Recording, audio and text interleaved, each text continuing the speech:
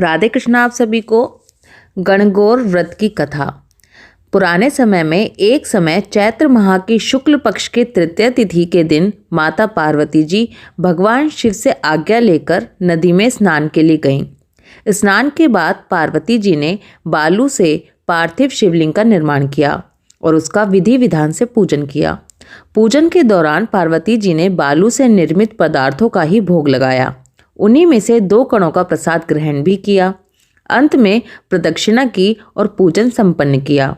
देवी पार्वती के श्रद्धा पूर्वक पूजन से प्रसन्न होकर भगवान भोलेनाथ उस पार्थिव शिवलिंग में प्रकट हुए तथा माता पार्वती को वरदान देते हुए बोले, आज के दिन जो भी स्त्री मेरा पूजन तथा तुम्हारा व्रत करेगी उसका पति चिरंजीवी और दीर्घायु होगा तथा सुखी जीवन व्यतीत कर अंत में मोक्ष गति को प्राप्त होगा।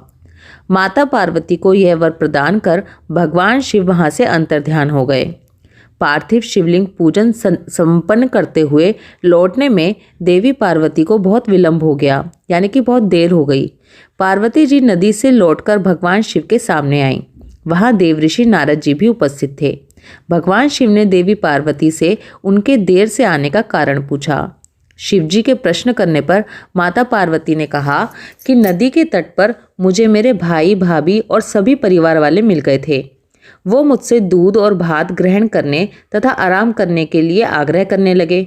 उनका आग्रह मैंने स्वीकार कर लिया और वहीं पर प्रसाद ग्रहण करके आ रही हूँ। भगवान शिव लीला करने के लिए कहते हैं कि मुझे भी दूध भात खाना है तथा शिवजी नदी के तट की ओर चल देते हैं। माता पार्वती मन ही मन भगवान भोलेनाथ शिवजी से प्रार्थना करने लगी, हे भोलेनाथ, यदि मैं आपकी अनन्य पतिव्रता हूँ तो इस समय मेरी लाज रख लीजिए। हे नाथ, मेरे वचनों की रक्षा कीजिए।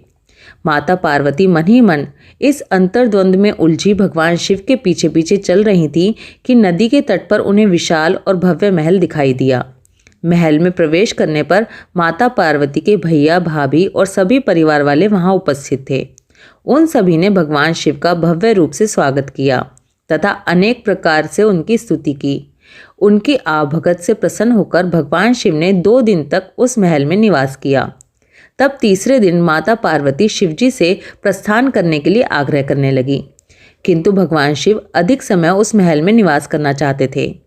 माता पार्वती ने अकेले ही वहां से प्रस्थान कर दिया। शिवजी भी देवऋषि नारद सहित पार्वती जी के पीछे पीछे चल दिए।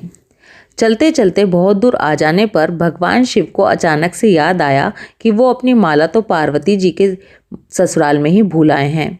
ये सुनकर माता पार्वती जी तुरंत ही माला लेने के लिए जाने लगी, लेकिन भगवान शिव ने उन्हें रोकते हुए देवऋषि नारद जी को माला लाने की आज्ञा दी। नारद जी ने नदी के तट पर पहुंचने के बाद देखा कि वहां पर तो कोई महल ही नहीं है, बल्कि एक घना वन है जिसमें अनेक प्रकार के हिंसक पशु, जीव जंतु आदि हैं।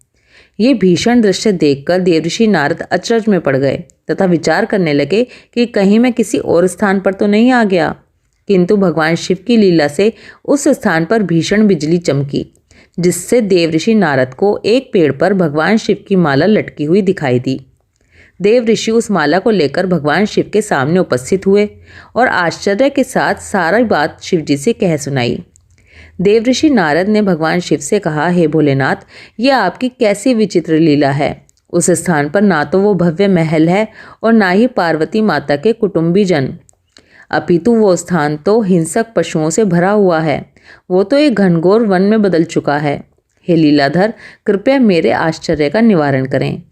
नारद जी को आश्चर्यचकित अवस्था में देख भगवान शिव मंद मंद मुस्कुराते हुए बोले, हे देवऋषि, ये मेरा कार्य नहीं है।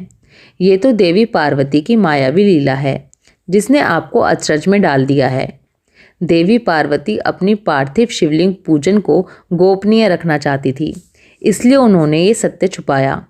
भगवान शिव के वचनों को सुनकर पार्वती जी ने कहा, हे स्वामी, मैं किस योग्य हूँ? ये तो आपकी ही कृपा दृष्टि का फल है। भगवान शिव और देवी पार्वती की लीला को देखकर देवऋषि नारद बोले, हे माते, जगत जननी, आप पतिव्रताओं में सबसे ऊपर हैं। आपके पतिव्रत के प्रभाव से ही ये लीला संपन्न हुई है। सांसारिक स्त्रियों को आपके स्मरण मात्र से अटल सौभाग्य की प्राप्ति होती है। आपसे ही समस्त सिद्धियां उत्पन्न होती हैं। तथा आप में ही विलीन हो जाती हैं। इसलिए आपके लिए लीला रचना क्षण भर का ही कार्य है। हे माँ, गुप्त पूजन साधारण पूजन से अधिक फलदायी और प्रभावशाली होता है।